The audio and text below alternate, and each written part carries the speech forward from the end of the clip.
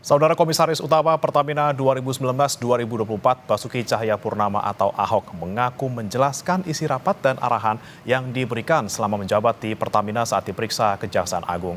Kemudian apakah ini menjadi pintu terangnya kasus dugaan korupsi tata kelola minyak mentah dan BBM di subholding Pertamina, dan akankah Ahok menjadi kunci membongkar celah korupsi di kasus ini?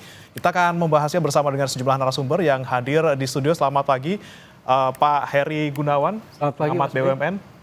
Dan ada juga bergabung melalui sambungan daring pakar hukum pidana Universitas Jenderal Sudirman, Hipnu Nugroho, dan juga peneliti Pusat Kajian Anti Korupsi atau PUKAT UGM, Zainur Rohman. Selamat pagi, Mas Rohman, Pak Hipnu.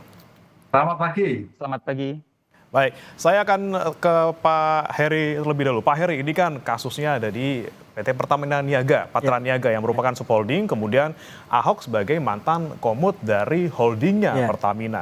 Nah, ini seberapa besar peluang ataupun kemungkinan bisa membuka terang kasus ini jika yang diperiksa ini adalah seorang mantan komut di holdingnya, Pak? Dugaan saya kecil. Kenapa itu, Pak? Karena gini, sejak Pertamina memberlakukan subholding, seluruh operation Pertamina itu dikerjakan oleh subholding. Nah, sekarang yang terseret dalam kasus ini kan subholdingnya ada 3. Pertamina Patra Niaga, Pertamina International Shipping, dan satu lagi Pertamina Kilang Internasional. Nah, mereka semua adalah entitas bisnis sendiri-sendiri. Jadi entitas bisnis sendiri-sendiri, nah ambil contoh Pertamina Patra Niaga. Di situ ada komisarisnya. Jadi seharusnya yang lebih dekat informasi ini kalau dia mau bongkar Kejaksaan Agung, itu mulai dari komisaris Pertamina Patra Niaga. Dan kalau lihat data komisarisnya itu luar biasa, Mas Bre. Komisarisnya ada bekas jaksa agung muda, ada bekas hakim, ada auditor BPKP, ada jenderal polisi di situ pensiunan gitu ya. Jadi ada pejabat Kementerian SDM, X. Jadi semuanya itu isinya pejabat di situ, ex pejabat. Nah ini kalau dia mau bongkar, menurut saya masuknya dari situ. Kalau misalkan dari Ahok nggak akan banyak tahu. Jangankan itu ya, dia kan menangani Ahok itu adalah direksi yang ada di Pertamina Persero di holding. Nah, direksi Pertamina Persero di holding nih, kalau kita lihat strukturnya, dia punya garis lurus langsung ke subholding. Komisarisnya enggak gitu. Nah, kita tahu di undang-undang juga selalu disebutkan bahwa pengelolaan perusahaan itu semuanya dilakukan oleh direksi.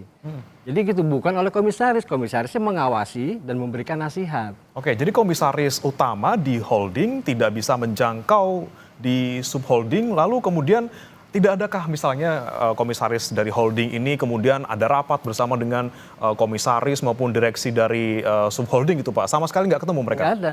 Karena yang ada di aturan itu adalah direksi rapat dengan Dewan Komisaris, rapat gabungan istilahnya, itu minimal 3 bulan sekali.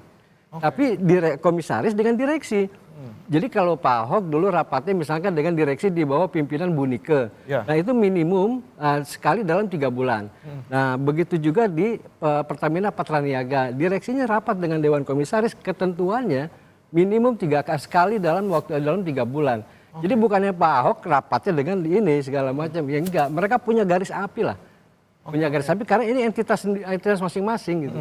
Nah, ini yang menarik saya tanyakan kepada Prof. Hipnu. Prof. Hipnu, ini kan disampaikan bahwa rapat yang dilakukan oleh Ahok ini kepada bahkan untuk direksinya saja yang langsung di bawahnya itu hanya 1 kali dalam 3 bulan. Dan mungkin tidak pernah atau jarang bertemu dengan komisaris ataupun direksi dari subholding. Nah, kemudian yang kemarin ketika Ahok diperiksa, Pak, ini kan ada katanya keterangannya rapatnya direkam, catatannya ada semua. Nah, berarti keterangan itu percuma, Pak?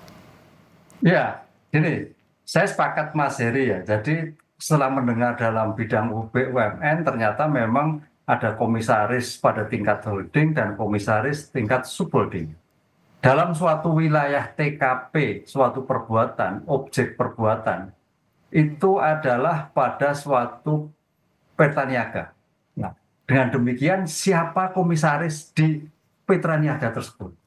Nah, itu yang paling dekat, yang paling bertanggung jawab terhadap semua pengawasan, semua kegiatan yang dilakukan dalam suatu subholding tersebut. Sehingga kalau terhadap Pak Ahok, ya mungkin bisa Mas, tapi sebagai pintu masuk dulu. Paling tidak karena Ahok kan bisa tahu sistem tata kelola jalur organisasi. Dari situ saya kira nanti kejaksaan pasti akan memanggil komisaris-komisaris ini. Artinya komisaris-komisaris ini harus tahu. Apakah tahu atau etok-etok tidak tahu. Nah, ini dalam ospek hukum luar biasa. Karena ini kalau memang betul etok-etok tahu, ada istilah pembiaran yang terjadi. Kalau kita lihat perbuatannya kan 18 sampai 2003, berarti 5 tahun. 5 tahun itu kalau memang mungkin tahu, itu suatu delik pembiaran. Dan dalam konteks hukum, suatu delik berlanjut.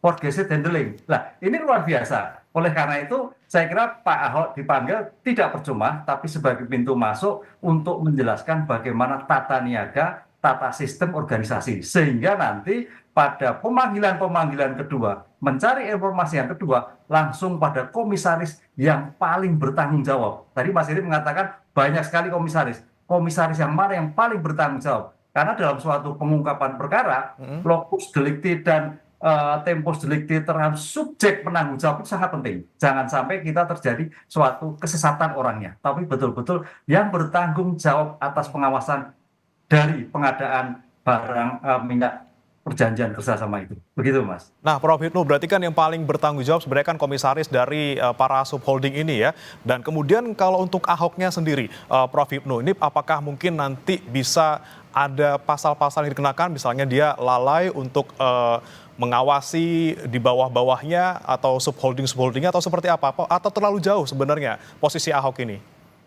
Kalau melihat suatu locus delicti-nya dari suatu organisasi terlalu jauh, Mas. Oke. Tapi paling tidak dari keterangan Ahok akan memberikan suatu informasi yang akurat. Karena jangan sampai kejaksaan juga melakukan penyidikan yang tidak akurat gitu. Dengan pernyataan Pak Ahok ini akan memberikan jalan yang jelas. Karena dalam suatu pengungkapan perkara itu, ketelitian, kejelian akan memberikan suatu gambaran. Jangan sampai ketika membuat suatu dakwaan obskur, kabur. Lah, ini yang dilakukan. Sehingga sangat penting sekali Pak Ahok yang akan membackup suatu komposisi bagaimana jalannya suatu jadi pengadaan dan pertanggungjawaban. Sehingga dalam cermin pembuatan BAP, cermin dalam pembuatan dakwaan akan jelas dan tidak sedikit adanya suatu kecerobohan dalam pembuatan. Oke. Ini akan menjadikan terang benderang bagaimana suatu proses pengadaan di Pertamina tersebut. Oke, Mas Zainur Rohman juga menilainya seperti apa, Mas Zainur? Apakah memang peran Ahok di sini agak terlalu jauh kita kaitkan dengan korupsi di PT Pertamina Patraniaga dan juga dua subholding lainnya? Ya, kalau dari perspektif penyidik itu punya tujuan cuma satu, menguatkan sangkaan yang nantinya akan diubah menjadi dakwaan. Itu dari perspektif penyidik.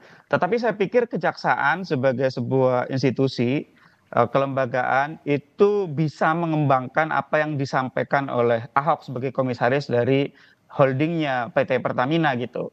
Nah, kalau dilihat dari penanggung jawab, saya sepakat bahwa yang paling memahami aspek pengawasan di PT Pertamina Patraniaga, iya komisaris PT Pertamina Patraniaga. Tetapi kalau dari sisi holdingnya, yang paling memahami aspek bisnis di PT Pertamina Patraniaga adalah direksi dari PT Pertamina, yaitu direktur utamanya.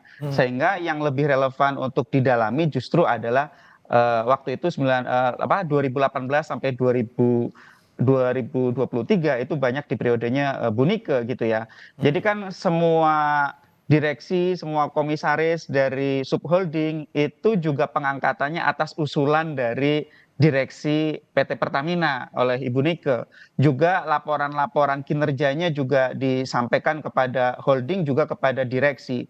Tetapi sekali lagi ketika penyidik melakukan pemeriksaan terhadap seseorang, tentu tujuannya untuk menguatkan dari aspek sangkaan yang saat ini sedang dihadapi. Nah, nanti kalau misalnya ada keterangan-keterangan lain yang dimiliki oleh seorang saksi, penyidik bisa mengembangkannya ya, karena kan di kejaksaan juga sumber dayanya sangat besar, nanti bisa dikembangkan dengan perkara-perkara lain atau juga untuk kemungkinan menjerat pelaku-pelaku lain, karena kan tidak mungkin hanya mereka-mereka saja ya. Seperti ini sebenarnya sudah dari 2015 dipersoalkan bagaimana gurita mafia minyak ini sudah bekerja sejak lama, bahkan mungkin sudah puluhan tahun. Bagaimana misalnya para broker ini menjadi rent seeker, itu kan juga sejauh ini belum banyak disentuh, baru sekadar carry begitu kan.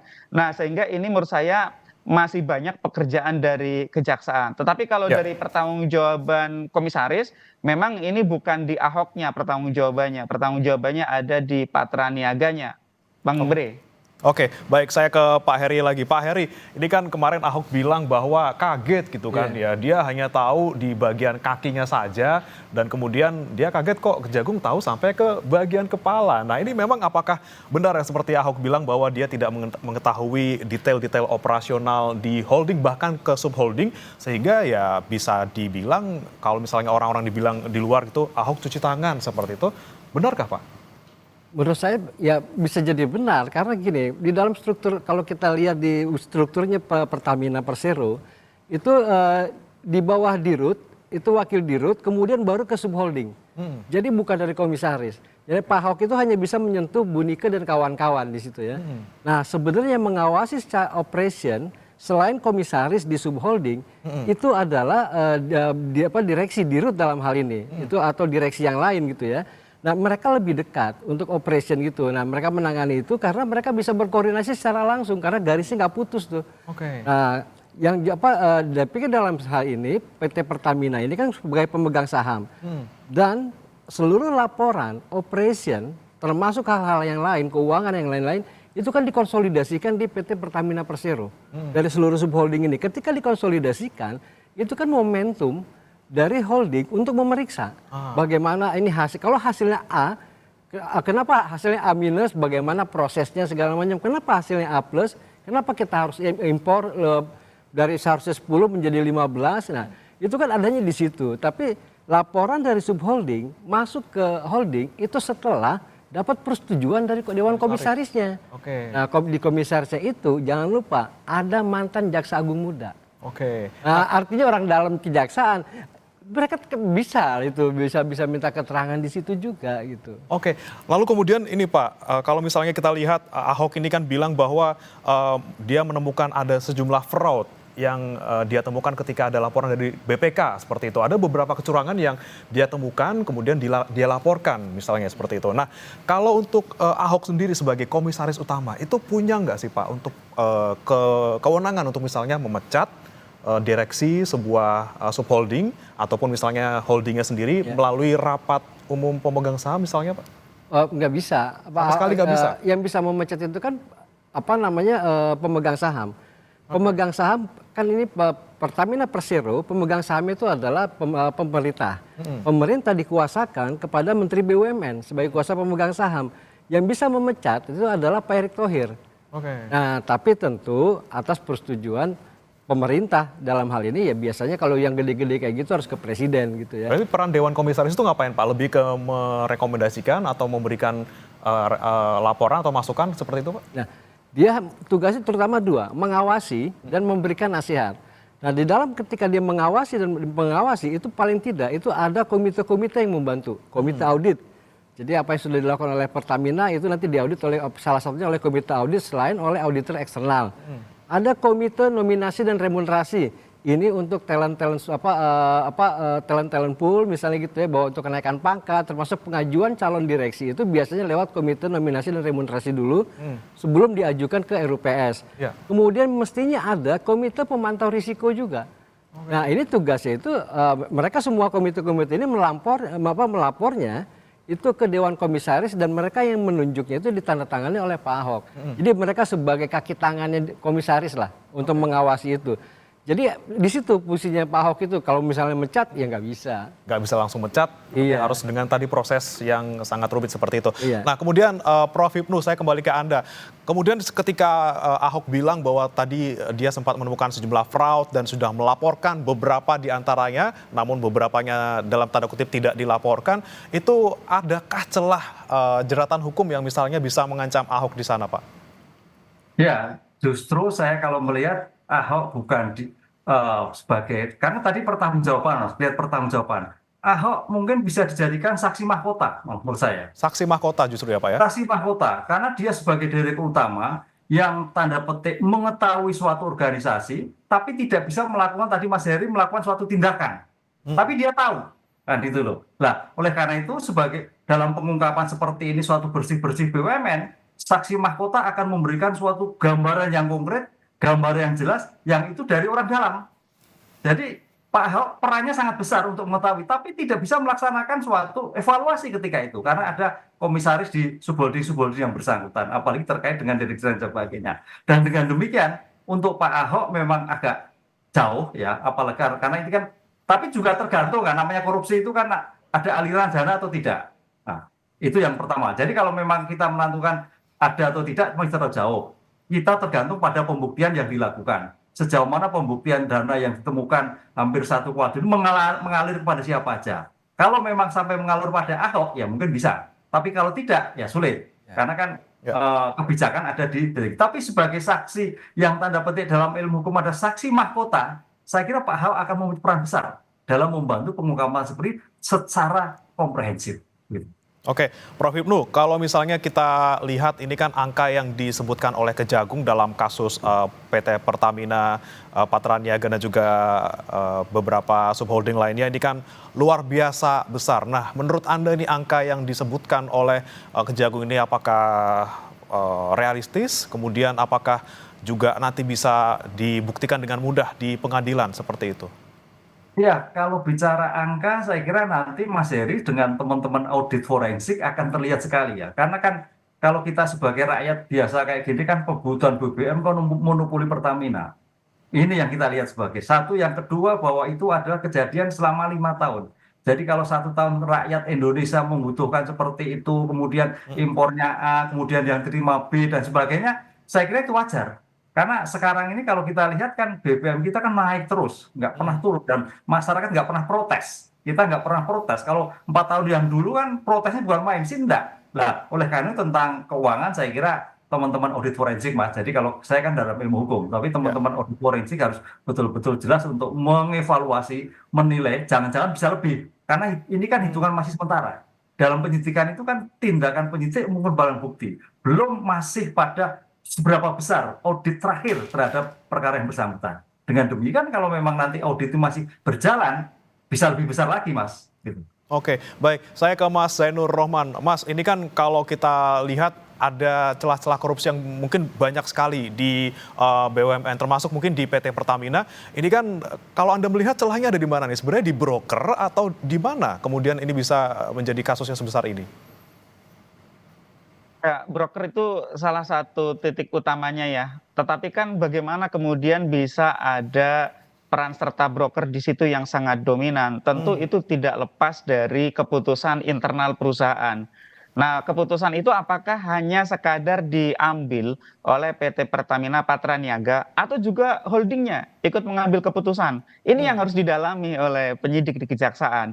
Kenapa kan kalau sangkaan dari kejaksaan ini dimulai dari menurunkan produksi kilang dalam negeri, menolak produksi dari K3S karena dianggap tidak memenuhi spek, kemudian timbul kebutuhan untuk impor. Nah, impornya itu ditunjuk melalui beberapa broker. Nah, broker ini mendapatkan fee yang fee-nya juga tidak wajar. Shippingnya meskipun melalui juga subholding, tetapi itu juga sudah di markup. Nah, ini kan kemudian ada banyak biaya yang harus ditanggung. Nah, biaya itu kan kemudian akhirnya membebani perusahaan dan ujung-ujungnya juga kemudian dari sisi angka tidak kompetitif, dari sisi angka sebenarnya bisa diperoleh harga yang lebih baik ketika itu dilakukan dengan prudent, dengan fair begitu ya. Nah, kalau kita lihat ya, broker ini yang disebut oleh kejaksaan di dalam perkara ini sudah ditetapkan sebagai tersangka.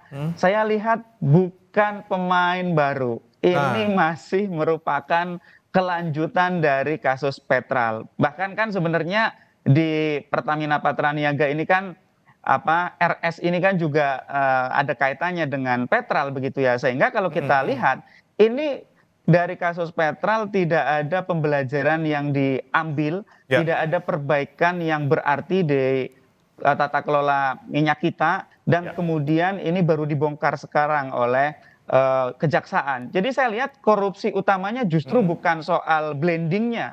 korupsi utamanya itu soal bagaimana broker ini, para rent seeker, para pencari rente ini kemudian mengambil keuntungan secara melawan hukum yang diawali dari persekongkolan. Nah, bentuk persekongkolan itulah yang saya lihat dimulai dari menurunkan kapasitas produksi kilang minyak dalam negeri itu. Nah, pertanyaannya, apakah iya hanya mereka yang membuat keputusan ya untuk impor sekian, untuk produksi kilang dalam negeri sekian, untuk menyerap dari K3S sekian? Saya yakin ini ada campur tangan dari para pejabat tinggi gitu ya, karena ini terkait Mas Zainur, dengan berarti produksi minyak kita dalam bisa negeri. bilang mungkin ada mafia mungkin yang mengendalikan semua ini, dan nanti juga kita akan tanyakan ke Prof. Hipnu bagaimana Ahok bisa kita maksimalkan sebagai saksi mahkota. Jangan kemana-mana pemirsa, tetap bersama kami di Sapa Indonesia Pagi.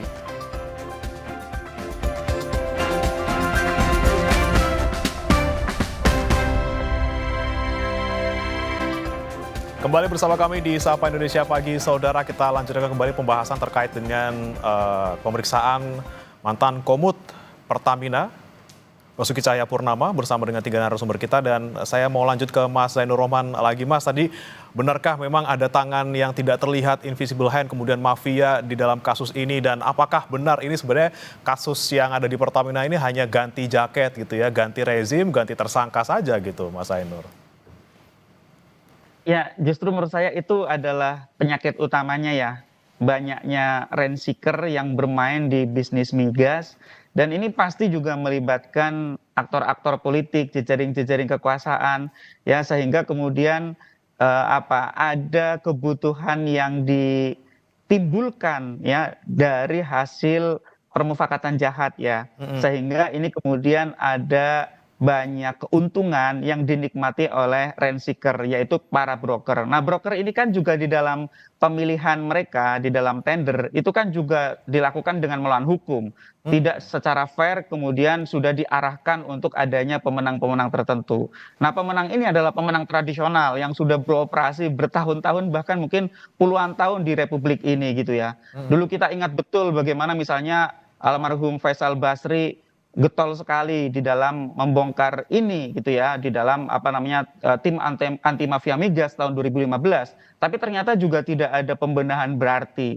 Sekarang ini hanya kemudian mengulang lagi cerita lama, tetapi kemudian juga yang menjadi pertanyaan, apakah setelah kasus ini selesai nanti mafia migasnya akan hilang atau akan digantikan dengan pemain-pemain baru gitu ya. Broker-brokernya tetap akan ada gitu. Sehingga menurut saya ini penting sekali bagi kejaksaan untuk babat habis, tebang sampai akar-akarnya, agar nantinya juga bisa diikuti pembenahan secara mendasar oleh Kementerian BUMN dan di internal Pertamina, agar bisa ada sistem baru yang lebih fair, yang bisa menutup celah-celah permainan antara internal dari Pertamina dan juga mungkin para pelaku eksternal, yaitu para broker ini. Kalau kita lihat ini kan kerugian keuangan negaranya sangat besar ya.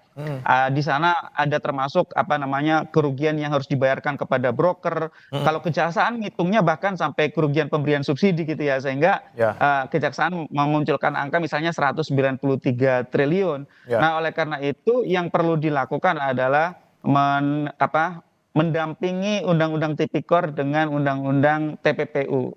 Follow the money. Siapa saja yang menerima aliran dana dari keuntungan bisnis migas yang melawan hukum dari 2018 sampai 2023 itu harus dijerat secara pidana ya, karena ini sangat mungkin juga gitu ya dinikmati oleh misalnya eksekutif atau bahkan mungkin juga pelaku-pelaku lain. Yang jadi pertanyaan saya dari dulu termasuk adalah misalnya auditor. Apa iya 5 tahun tidak pernah ditemukan ya oleh auditor adanya penyelewengan? Atau misalnya kalau memang benar sangkaan blending oleh kejaksaan, apa iya selama 5 tahun misalnya Lemigas itu tidak pernah menemukan satupun problem di dalam RON 92 yang ternyata adalah RON 90 itu. Sehingga menurut saya ini masih sangat terbuka kemungkinan dikembangkan ya kepada Kementerian ESDM, kepada auditor, kepada jejaring broker. Itu broker tidak bekerja karena mereka profesional, itu karena jejaring politik yang dirawat berpuluh-puluh tahun. Nah, Sehingga bicara sekali soal lagi, broker nih, kita tahan dulu Mas Zainur. Saya ke Pak Heri dulu. Pak Heri, ini kan kalau misalnya kita ngomongin soal broker, ini kan salah satu celah masuk korupsi dalam kasus ini gitu. Nah, kemudian apakah bisa sebuah subholding seperti tadi PT Pertamina Patraniaga, PT Kilang ini kemudian bisa impor sendiri tanpa harus memakai broker untuk meminimalkan tadi Pak, ada celah-celah korupsi seperti itu? Ini katakanlah dia tidak bisa. Misalnya katakanlah dia tidak bisa. Tapi memang harusnya pakai si A terus. Dalam kurun waktu 5 tahun itu. Gak ganti-ganti tuh. Gak ganti-ganti. Nah, terus ngapain aja komisarisnya? Apakah ini nggak diaudit? Di internal kan juga perlu diaudit. Itu juga ada, di internal itu ada juga yang namanya unit audit internal. Ada juga soal apa di situ ada yang terkait dengan kepatuhan. Nah kemudian ada auditor eksternal. Ini kan semuanya pasti mengaudit, ini kok si A terus gitu. Ya. Emang boleh ya kayak begini? Kalau memang boleh, buruk sekali tata kelolanya gitu menurut saya. Nah, jadi ini persoalannya memang mungkin bisa jadi sudah terjerat. Karena gini, kalau kita lihat pihak eksternalnya, pemainnya ini kan sudah generasi kedua. Ya. Ya kan, generasi pertamanya nyaris tidak disebut. Kemudian ternyata yang main yang ketangkep generasi kedua. Ini artinya kayak semacam sudah diwariskan nih. Ini kan kayak kalau kita lihat film-film mafioso itu kan biasa karena itu yang seperti itu kan diwariskan. Ya. Nah ini memang menurut saya itu seharusnya ada. Saya yakin itu ada. Kalau memang hasil auditnya itu atau hasil paling tidak hasil pengawasan Dewan Komisaris. Saya optimis itu ada. Baik. Saya kembali ke Prof. Hipnu. Prof. Hipnu, ini kan dibilang dari awal bahwa sebenarnya peran Ahok dalam keterangan kasus ini sebenarnya tidak terlalu banyak gitu ya, terlalu jauh sebenarnya posisinya. Namun apa yang kemudian nanti bisa dimaksimalkan oleh Kejaksaan Agung sebagai si Ahok ini saksi mahkota seperti itu? Ya, karena dalam suatu pengungkapan perkara kita jangan pernah berpikir ini penting dan tidak penting. Posisi Ahok sebagai direktur utama adalah suatu yang sangat penting. Dia memahami tentang situasi keadaan di Pertamina. Bahkan kalau kita lihat pencegahan Mas, di semua BUMN yang paling bagus itu Pertamina. Ada namanya whistleblowing system ya Mas Yanwar ya. Whistleblowing system itu suatu konsep ketika ada suatu keraguan, ketika ada suatu ketidakpatuhan, itu saling melapor. Saya pernah penelitian di situ. Itu keren sekali itu whistleblowing system. Jadi di antara pegawai itu melaporkan tapi tidak tahu siapa yang melaporkan. Yang tahu ada pimpinannya. Nah, ini suatu yang berarti gagal total itu pencegahan yang terjadi itu. Yang dikembangkan dalam namanya whistleblowing system dalam sistem unit Pertamina. Oke. Nah, dengan demikian gagal dalam suatu pencegahan anti korupsi itu ya jebol dalam arti mungkin kalah dengan broker-broker yang lain. Whistleblowing system apalah gitu, mungkin begitu sistem diakali juga bisa kan gitu kan. Nah dengan seperti itu saya kira sebagai bentuk pertanggungjawaban moral Pak Ahok sebagai direktur utama harus mampu juga memberikan bantuan sebagai bentuk informasi yang cukup valid karena kita dalam penanganan hukum harus cepat dan tepat kepada penyidik dalam tata kelola itu sehingga dalam hal ini bisa tepat. Karena jangan sampai gini Mas Heri, dulu kita pernah di Kejaksaan Agung menangani kalau nggak salah, tapi itu diarahkan ke hukum bisnis, bukan. Apa yang terjadi? Putusannya onslah sampai Mahkamah Agung. Onslah, lepas. Artinya bukan suatu perbuatan pidana. Lah, ini jangan sampai terjadi. Yang kedua, terhadap Pertamina. Yang kemarin adalah KPK. KPK terbukti. Tapi kejaksaan yang besar, ini yang kedua, yang cukup besar. Oleh karena itu, dalam seperti ini, kita fokus pada ini adalah markup, jahat, sebagai bentuk mafia. Kantongnya di situ dulu. Jangan sampai ini bagian bisnis, risiko bisnis, suatu keadaan bisnis dan sebagainya. Dengan demikian kalau seperti ini hal-hal yang bersifat agak ke arah hukum bisnis agak bisa tertutup. Yang terjadi seperti yang kita diskusikan ini, maka keuangan negara bisa kembali pada masyarakat dan kepercayaan kembali kepada masyarakat akan menjadikan utuh kembali. Ahok sangat berperan sebagai bentuk saksi mahkota dalam perkara ini. Baik, ini tadi disebutkan angkanya sangat fantastis. Menurut Prof. Hipnu sebenarnya bisa realistis. Tapi kalau menurut Pak Heri, tadi saya menarik pembicaraan di off-air bahwa kok bisa keluar angka segitu. Itu seperti apa? Apa masuk akal, Pak Heri? Ini bukan persoal masuk akal atau tidak, benar atau tidak angka itu. Benar atau saya tidak? khawatir kejaksaan juga lagi euforia, jadi efek selebrasinya itu terlalu besar. Misalnya gini, Kejaksaan menemukan potensi kerugian itu 193,7 atau 194 triliun hanya tahun 2023. Dari 194 triliun itu, 126 diantaranya adalah dana kompensasi. Dokumen resmi Pertamina dari laporan keuangan yang diaudit itu hanya ternyata 7,2 miliar dolar. Kalaupun kita paksakan dikalikan dengan kurs 16.000 itu kira-kira 115 triliun. Tapi kejaksaan menyebutnya 126. Apakah ini artinya seluruh dana kompensasi itu lenyap gitu ya plus nambahin? Kan nggak mungkin gitu loh. Kalaupun orang kalau korupsi itu ya dari 100 yang dikorupsi misalnya ada korupsi di sini ya 30%, 40%. Nah ini 110% gitu. Nah maksud saya khawatir ada efek selebrasinya kejaksaan itu. Jangan sampai itu terjadi sehingga menurunkan kredibilitas pemeriksaan yang sedang proses yang sedang dijalankan oleh kejaksaan. Oke, nah bagaimana Prof. Hipnu kalau kita melihatnya? Apakah tadi pertanyaan saya seperti di segmen sebelumnya, apakah pembuktian bakal susah di pengadilan seperti itu? Kalau misalnya ternyata angkanya segitu? Tidak susah. Karena namanya, tapi kan itu punya teman-teman ahli audit forensik ya. Kita sebenarnya Mas Yenu kita nggak tahu. Dengan demikian saya kira perhitungan audit forensik itu tidak hanya pada BPK, mungkin BPKP, ada studi bandingan yang lain. Karena jangan sampai dulu pernah audit forensik diuji juga dengan audit forensik yang lain. Terus betul Mas Yenu. Loh, yang betul yang mana kok jomplang? Yang satu menemukan 197, yang satu menemukan 120. Mana yang dipakai? Lah, dalam ilmu-ilmu seperti itu, ya sebagai penegak hukum nanti akan melihat suatu kepantasan. Oh, yang betul yang kecil, yang besar dan sebagainya. Dengan demikian masalah audit forensik saya kira semua tenaga yang terkaitan yang kemampuan harus memberikan kontribusi pada perhitungan ini sehingga jangan sampai betul meleset. Wah, itu suatu yang luar biasa kalau sampai meleset perhitungan audit forensik. Itu Mas. Oke, baik. Baik kalau begitu terima kasih Prof. Hipnu, kemudian Pak Heri dan juga Mas Zainur Rohman sudah bergabung bersama kami di Sapa Indonesia pagi hari ini. Semoga seberapapun besar keterangan yang bisa Ahok berikan dan juga seberapa besar pengaruhnya tetap bisa berperan dalam menerangkan ataupun mencari titik terang dalam kasus ini. Terima kasih Bapak-Bapak sudah bergabung bersama kami di Sapa Indonesia pagi.